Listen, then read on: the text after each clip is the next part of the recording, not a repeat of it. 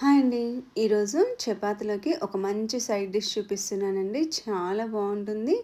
ఇది ఈజీ ప్రాసెస్‌లో కూడా ఉంటుందండి. రెగ్యులర్‌గా తినేదానికంటే కూడా ఇది కొంచెం డిఫరెంట్ టేస్ట్‌తో చాలా బావుంటుంది. సో, దీనికోసమైతే బాగా పండిన టమాటాలనే తీసుకోవాలండి. ఎర్రగా, జ్యూసీగా ఉన్న టమాటాలైతే చాలా బావుంటాయి. వాటిని ఇలా పీసెస్ లాగా చేసుకోవాలి రెండుగా.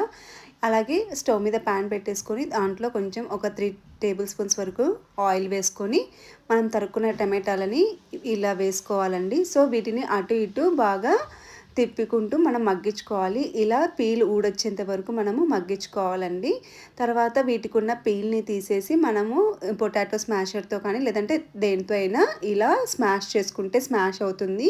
ఒకవేళ మీ టమాటాలు మెత్తగా కాకుండా కొంచెం గట్టిగా ఉన్నట్లయితే స్టవ్ ఆఫ్ చేసేసిన తర్వాత కొంచెం కచ్చా పచ్చాగా దంచుకోవటం కానీ లేదంటే మిక్సీలో కానీ వేసుకుంటే సరిపోతుంది. సో, ఇలా కొంచెం మనకు టమాటా అనేది అక్కడక్కడ కనిపిస్తూ ఉంటే బావుంటుంది.